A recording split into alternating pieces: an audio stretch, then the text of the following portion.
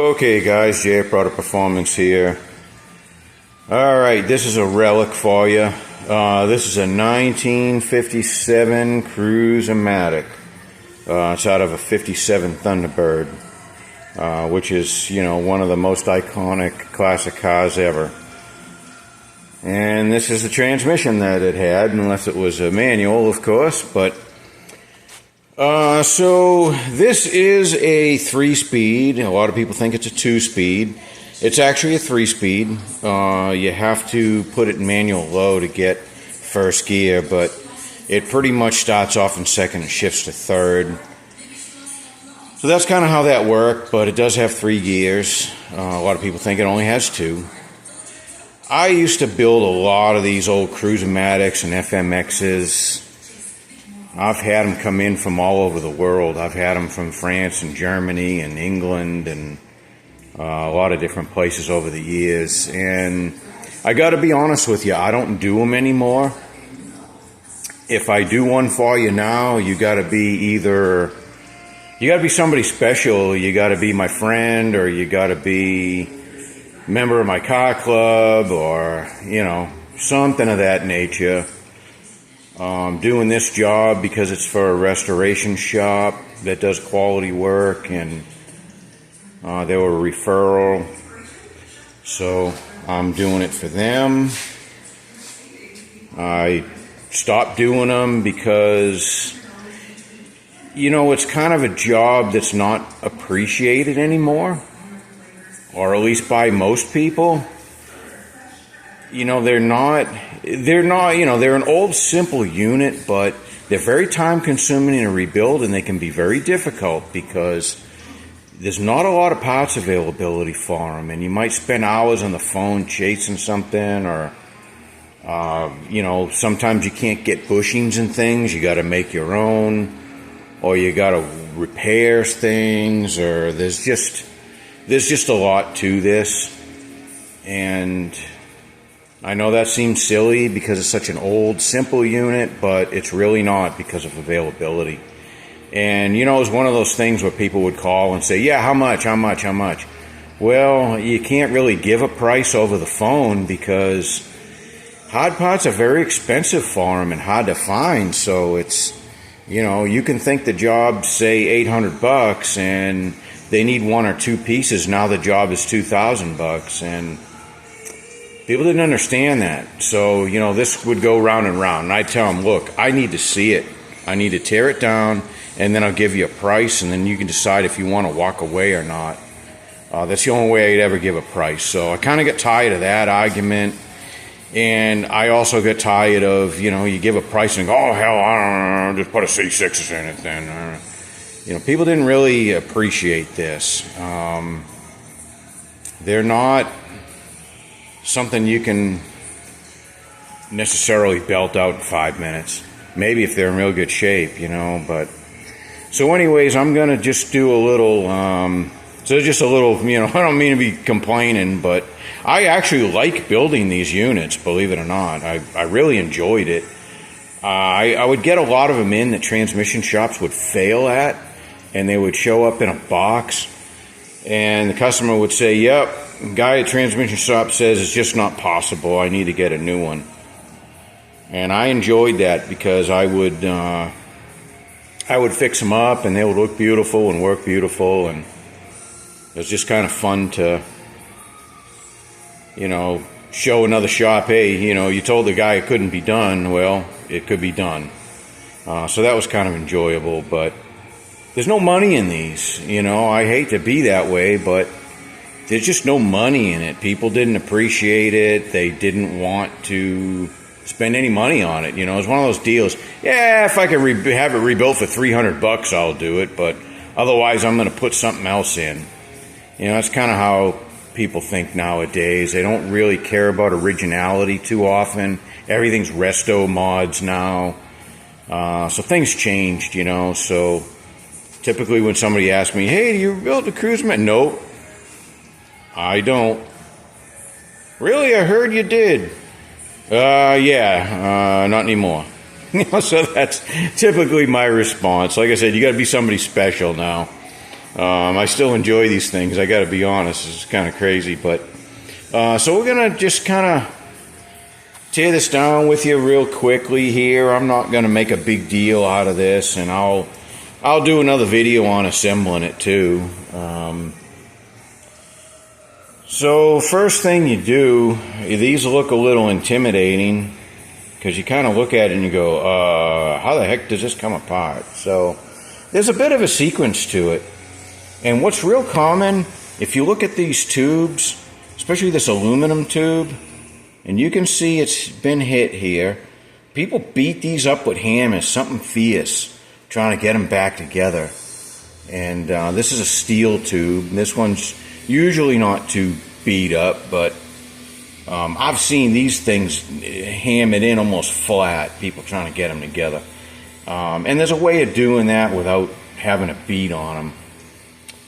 So we'll go over that later. And so if you're interested in these old relics, or maybe you have one and you don't really want to pay any money to rebuild it and you want to give it a shot yourself, well, great, maybe this will help you out. So okay, first things first, this just pulls off. This is for the filter. Okay, and this comes out, and these usually a brass screen. And a lot of times, sometimes you can't find these. They do make these new. The large case ones, which look a lot different than this, never throw those filters away, because last I knew you couldn't buy them new. These I think you can still get. I believe I've already got one for this unit, but so that comes off pretty easy. So this tube here, I'm just gonna gently pry and wiggle it. That comes off. And then this tube here, and you want to be careful. Just pry that up there, and then slide this off here. Okay. So you've got another tube here. I believe I pulled that up. I'm just going to pry on this a little bit. I'm going to need both hands for this. I'm sorry, guys. There we go. Well, I didn't want it to come off like that, but that's what happens when you're one-handed. So that comes off. This one here will just pull out. I may need to grab it with pliers. The seal. There's just an O-ring seal in there, and sometimes it gets kind of hard and just won't come out. And you want to be careful. There's a little ridge and things. You want to be careful when you grab it with pliers. Don't chew these things up. It drives you crazy. Just be gentle with it. Okay, so all your tubes are out. Now you got these two tubes here, and I'm going to show you how to get those. The next thing I'm going to do, this here is the pressure regulator assembly, and this has to come off first so you can get to there's a bolt under here. I'm definitely going to need two hands for this, but so basically what you do is you push down on this. There's a lot of spring tension on it. You push down on it, it'll unclip from here, and then you kind of guide it off of here and then release the springs. And I'm going to have to put you on pause for that, so hang on one second, I'm sorry. Okay, I just needed two hands for it, but you can see, and I just let the springs release. So just take this off. There's a travel limiter in here. Throw that in my basket here. And then this just comes out. And this valve's wanting to come out with it. That's okay. I'm just going to go ahead and take that out now. That's your pressure regulator valve. Real big heavy duty thing. Let's throw that in there. Here's your converter pressure regulator valve. This just regulates the pressure inside the converter. Which, newer units, they didn't bother doing all this. Unless it's a lock-up unit. So, okay. So, this is the pressure regulator body. So, we've just got a screw here. And we've got another screw here. So, I'm going to put you on pause again, and I'm going to remove those. Okay, I took the screws out, and then this just lifts off. And this comes apart, and I'll take this apart later and clean everything up. We'll do that at a later date. So I'll just put that aside for now. And one thing, you don't have a lot of room with those screws, so I use the 1/4-inch ratchet.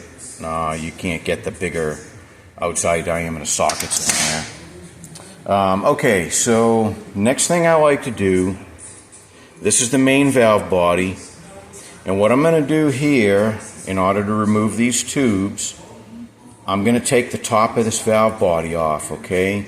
And you have these 4 bolts, take a 7/16 socket, and then I have 1, 2, 3 just flathead screws, so those have to come off, and then I'm going to take those off. Give me 1 second, and then I'll show you how I take the tubes out and everything. Okay, I took those screws out there, so this will slide up. I probably can't do it one-handed, but let me see. You can just take a screwdriver handle or something and tap on it. So there we go. Alright, so that just slides up with the tubes, and you can see that there. So there's a lot of variations in these valve bodies, and I'll be honest, I haven't done one of these transmissions in a few years at least. So this one here, I think a lot of them have maybe it's the FMX or 67 and up.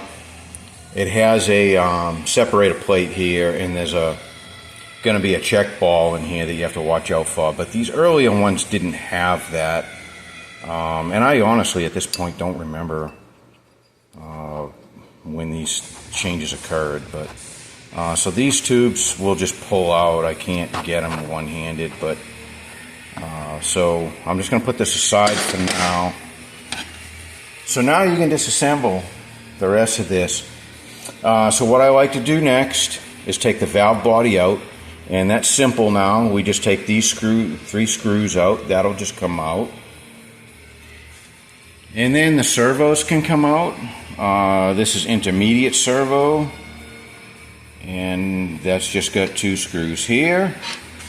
And then the reverse servo, and that's got 2 screws here. So I'm going to go ahead and remove all those screws, and I will be right back. Okie dokie. Alright, so valve body will come out. Now, later models will have a vacuum modulator. This one does not. It's TV pressure, just like a AOD would have or whatever. So it's actually very critical you set the TV on these with a gauge and everything, or else you'll burn them up, just like an AOD or 727 Chrysler or something. That's how these old ones work before the vacuum modulator. So if it has a vacuum modulator, you have to take that out, and there's a long rod in there you have to pull out before this will come out. But this should just come out. So it's just sitting there. And there's a valve body. There's your manual select valve. And, so kind of a crazy looking thing. So we'll put that aside for now. Alrighty. Intermediate servo. That'll just come out. Band strut is just kind of holding it. I'm going to grab that. It's got a little band strut. That's a little tricky sometimes getting it back in later. So here's your intermediate servo assembly. And this has a lot of seals in it. It's, I would see a lot of guys rebuild these and they wouldn't bother taking these 2 servos apart because it's time consuming, but it's important. You got a lot of O-rings and things in these, especially this one. So I'm going to put that aside for now. That'll get rebuilt later. And this here, same thing, just kind of held with a little band strut. So it's common for these. These housings can get broken, and God help you if that's happened to you, because these are expensive if you can find one. unless somebody's made a repop of them at this point. I don't know. But now these are a pain because there's only one O-ring in here, but what you got to do, you got to get this arm out. There's a roll pin here. You press that out, and there's a pin in here, and there's a bunch of needle bearings in there that you're going to have to pack and put back in. It's a pain. It's not hard. It's just time-consuming. That's why a lot of guys don't bother to replace a seal in it. But these are old. You can't, you got to replace a seal. So don't do that. So then this is spring-loaded. There's a spring in there, so you have to take the snap ring out. This will come flying out on you. You got to put a clamp on it, really, and then the piston's in there. But it just takes time to take this out. Well, this comes out pretty quick, but the newer models, and they may not have done this to the FMX, I can't remember, but it no longer had needle bearings in here. It was just a bushing, or actually it wasn't even a bushing. They just didn't bother with needle bearings. Needle bearings were overkill. You don't need them. The newer model without the bearings worked just fine, and it was a lot quicker and easier to rebuild. So I'm just going to put that aside for now. Here's our other little band strut. There's another band strut down here. So I'm going to put those in the basket. And this one, it's got a... This is usually press fit in. Sometimes they're loose, but this one's not. So there you go. You got two bands. Now, here's something that people don't know about, and it causes them a problem. Right here, there's a tube in there that you have to pull out. If you don't pull the tube out, you're not going to be able to get the rest of this apart, or you're going to mangle it trying to do that. So, what you got to do, and again, you don't want to mangle these tubes. Be patient and gentle. I'm going to try to just pry on this a little in the right spot. And there you go. And I'm being gentle not to, mark this thing all up and deform it. Usually you see these all chewed up and deformed from people. I don't know what they're doing to get it out, but it's just this O-ring holds it, really. And I'd say somebody's built this unit before. I can tell by, the tube being tapped on too hard and things like that. But so very important to get this tube out. Okay, now we're ready to go further. So things don't come out on this end. I did this before I started this video. The pump is right here. That's just held on by 4 bolts, and then the whole assembly just slides off the input shaft. That was real simple, so don't worry about that. Your linkage here, you got to be careful. There's a old model like this probably has a check ball and a spring, and that's going to go shooting across a room on you. They got a little bit smarter. Later models had, instead of a ball, it looked like a bullet, so it was a lot easier to install it. That's another tricky thing when it's real easy to have it come flying out on you, but when you got to go put it back in, that's a little tricky. And there's a little tool I made for that. Ford, the old Ford book showed a tool, which of course I couldn't just go buy. They don't have that anymore. But I made a version of it out of an old bolt. So, all right. So next thing here, extension housing's got to come off, and that's pretty simple. 5 bolts or whatever. So I'm going to remove those 5 bolts, and then I'll be right back again. Okay, so I took those bolts out, and then this is just going to slide off. Just take the housing off. We'll put that aside. Alright, so this here, that's a steel gear. Some of these had a plastic gear, okay? This is your speedo gear, and I don't know if things have changed. I've been out of the game for a while on these, but the plastic ones would shrink and they'd be very tight. And what would happen is, if you were careful enough to remove it without it cracking on you, what would happen is when you'd go, they get old, it's plastic, it gets old and it shrinks, so it's super tight. So if you were lucky enough to get it off without it cracking, it would crack when you would put it back on. So what I used to do was, take it off as carefully as I could. There's a snap ring here. You take the snap ring off, and I actually use this housing to kind of tap it off, which works out really well. Just, rubber mallet or something like that, and just, tap here and knock this off. There's a ball in there that keeps it from spinning, so you have to watch out for that ball, because you're not going to, if you try to bring this up, and it's going to hit the ball and damage it and whatever, so it only helps so much. But anyways, so what I'd have to do with plastic gears is I would take it and put it on the lathe and actually bore it out a few thousandths, so it wasn't a super hard press fit anymore, because you could not get those gears at one time. Maybe different now, I don't know. But anyways, this is a metal one, thank God, and we're not going to have any issues there. And it's loose, so there's not going to be any issue getting that off. So you've got 3 tubes here. Usually you can just kind of pull this whole thing out. Let's give that a shot.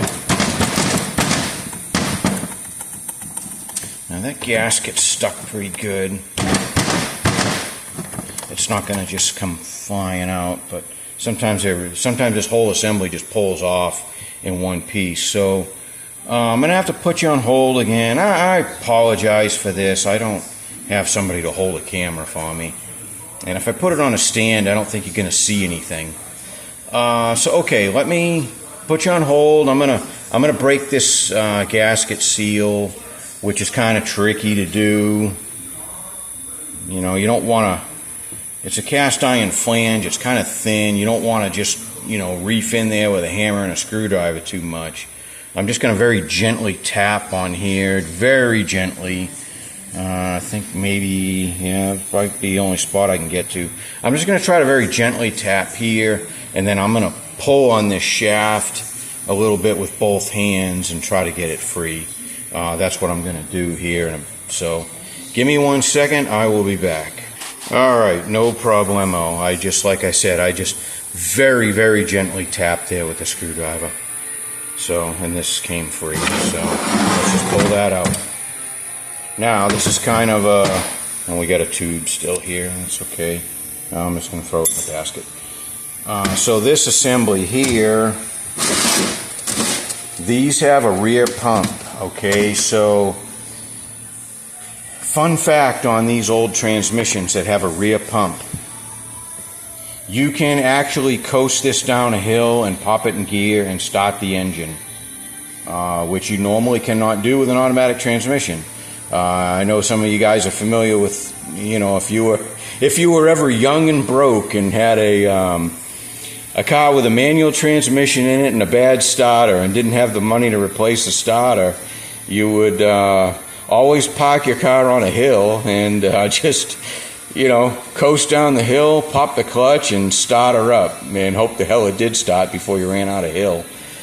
Sometimes that was a problem too, but with this with an automatic, you can't do that. But these old ones that have a rear pump, when the output shaft is spinning, it's making pressure, it's pumping oil, so you actually can coast down the hill in neutral and pop it in drive and potentially start the engine.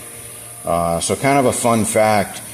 I think they carried this design all the way up until 1967, and then in 68, when it became the FMX, they eliminated the rear pump, which, they just did it to save money, let's be honest. So anyways, let's continue on here. I'm just gonna kind of put this aside for now. So you got a thrust washer here, which I can't get, but I'm gonna see if I can pull this out. It should just pull out.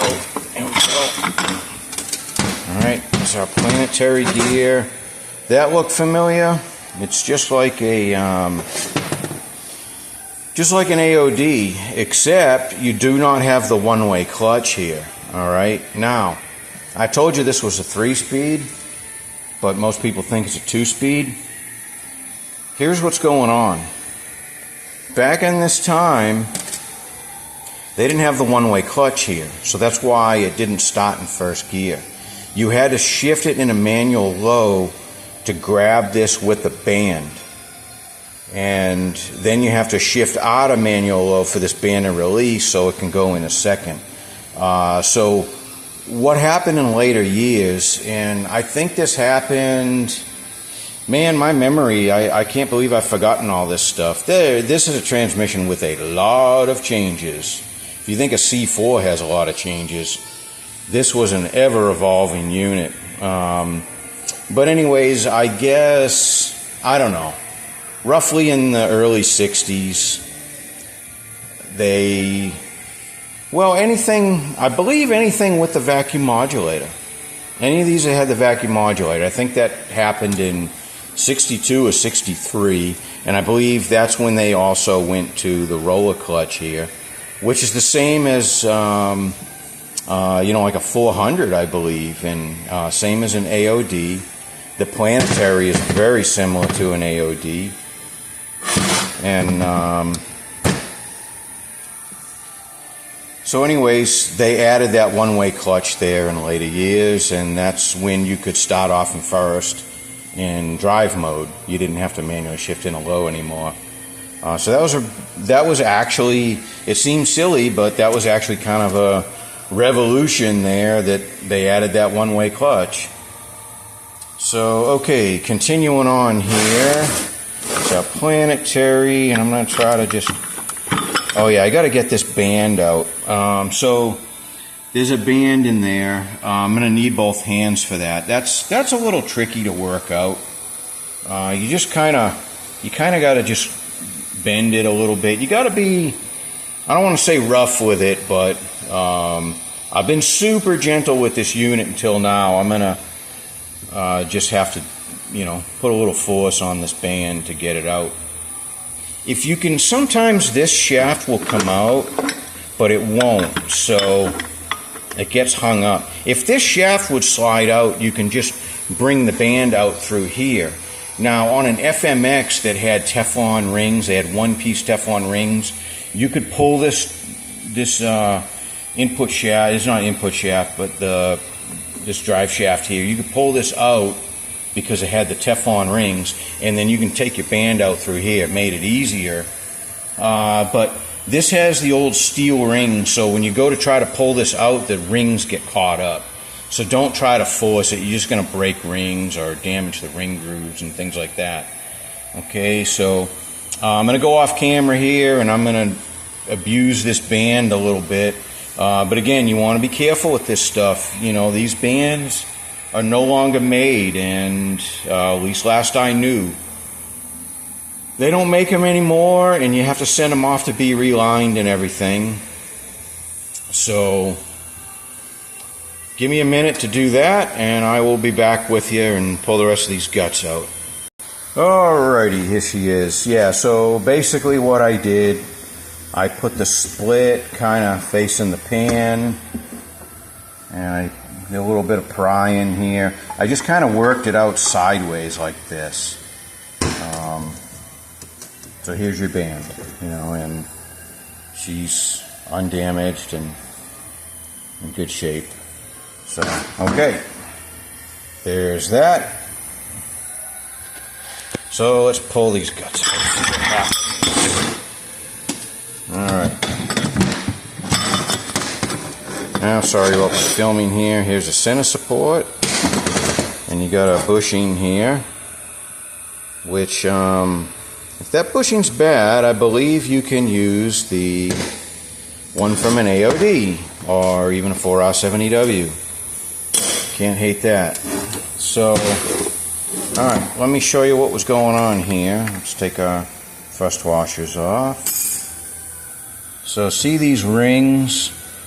Yeah, see these don't, you see how they're really, I don't know if you can see this, but they're not the kind that lock. They just spread open when they're not in the bore. So what happens is when you go to pull this shaft out, those rings just get caught up in this bearing. Now there's a bearing and there's a roller bearing in here, and when you remove this shaft, all these bearings are probably going to fall out on you. Sometimes they don't, but most of the time they will. And let me tell you something, don't lose those bearings. You can't just call up and say, yeah, hey man, I need a roller, you know, just sell me one roller. You're not going to get them. Again, maybe nowadays you can, but you're going to have trouble with that. And I actually have a supply of, not for sale, but I have a supply of, you know, maybe a few of those rollers left. And they had a couple different diameters over the years too, which sucks. But so okay, what I'm going to do next, I'll have to do this off camera. I'm going to carefully remove these two sealing rings. We're probably going to replace them, but on antiques, you just never know. So I'm going to save these. What I have run into is sometimes in the rebuild kits, the rings that are in the rebuild kit sometimes don't fit as well as the old ones you pulled out. So that's a frustrating thing, you know. Some of the quality of the new parts is not very good. So I have actually at times used reused the old rings because they were better than what was in the kit. Sorry to say, but I don't know if that's going to happen here or not, but in any case, I'm going to take those off very carefully and save them. I have also, at one time or another, I had found Teflon rings for here. Because FMX rings don't fit, I believe. They're different. There are a lot of little changes on these units. Very annoying, but what I did at one time is I bought, you know, one of the big transmission supply places, I bought every Teflon ring kit for every transmission they had. You know, I don't know how many kits that was, a lot. And what I did is I went through every one of these kits to find Teflon rings for this unit that would fit. And I achieved that goal at one time, but it's been a lot of years since I've done any of that. I don't remember what was what. I don't even think I really took notes. I used to do these a lot, and I remembered everything at the time, and now I've just forgotten. But okay, I'll shut up and I'll take those rings off and pull that apart for you. Let's get this finished up. My video's getting long. All right, this first ring here, I barely spread it, and she just cracked. Second ring I got off, so that's okay. It is what it is. We tried. So here's our shaft, and that's got another set of sealing rings right here, and then another set of sealing rings right here. Same rule applies, you know. Make sure what you got new is actually better than what you got old. And of course, you know, this one here that broke on me, it was pretty fatigued, so I'm hoping for all new rings on this, so we'll see what the quality of the kit looks like these days. Alright, so these in here, if you can see in here, these are bearings. A lot of times these fall out on you. These don't seem like they're going to fall out, but you got to be careful. Sometimes the oil is all that's holding them in, and if you go and put them in your, you know, jet propelled parts washer, your bearings are going to come out, and you'll probably lose some of them in the sump. And this has happened to me early on. So what I do typically, just to make sure, I think, you know, some of these stay retained and some of them don't. I think these are going to stay retained, which is nice, but I just take like brake clean or something and just spray them This can's running out, but I just spray them so the oil's gone, and I'll make damn sure that those are going to stay intact before I put it in the parts washer. And this is our high gear clutch assembly, and this is very similar to a lot of units. You just have a snap ring here that holds a clutch back, and then you're going to have to compress this spring and take this snap ring out, and this will all come out with the piston and everything. So that's pretty typical there. Now, we still got the front drum in there, a forward clutch, input shaft's kind of married to it, and the intermediate band is there. So just kind of take this band and just position this band around that drum like that. That way you can just slide this out. You can just slide the whole assembly out, okay? So there's your input shaft is attached to this. It's all one piece. And this is your forward clutch. And then this band, I believe, this will just come out. Well, I'll need both my hands, but you get the gist. You just got to spread it a little bit and get it around there, but I just need two hands for it. So what you got to look for, what's really common in this unit, if you look down in here, this surface in here, the sealing ring's right in there, and it's kind of common for that to get chewed up. The rings kind of get worn into it, but luckily this one's in really good shape, so that's a problem. You either have to sleeve it. If you can't get another drum, you have to sleeve it. And if I remember right, on these 50s ones, this forward drum is a little bit different than the 60s and up. So if this drum has a problem, you are going to be bumming, because it's going to be expensive and hard to find.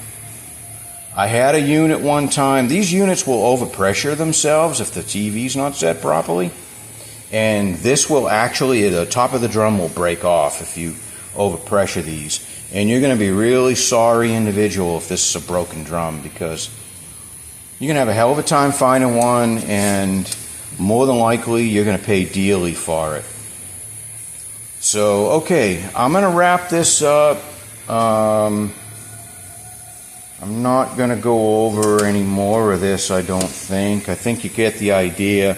So this is how this is the complicated stuff I showed you. Everything else is pretty straightforward and easy as far as disassembling the individual pieces, but I'll go over more of that stuff when I get around to assembling this thing. I'll show you more of that stuff. I'm almost 40 minutes in on this video, so okay. So I just got to take my band out of there, and again, I just need my other hand. That's all, and that'll come out of there. You just got to spread this a little bit over this, and then you can work it out. I think you can work it out through the back too. Whatever works. It just usually takes two hands. So anyways, that's it. There's all our pieces. What's common is these pumps get worn sometimes, and that used to be a huge issue. They may make a repop pump now. I remember years ago somebody saying they were going to have that soon, so I don't know if that ever came out or not, but in any case, you hope your pump is good, because it's an expensive piece. 10, 15 years ago, they were $250. So nowadays, in today's money, I don't even want to know what it is. More than what you're going to have into the unit, probably. They're probably $500 or more. I don't know. But in any case, okay, guys, thanks for watching. This disassembly will be very similar to all Cruise O Matics and FMXs. Pretty much the same deal. Minor variations, but this is a medium case Cruise O Matic 1957, just to clarify. So, alright, I will try to do another video after I wash everything and start assembling everything, and we'll go from there. Thanks for watching.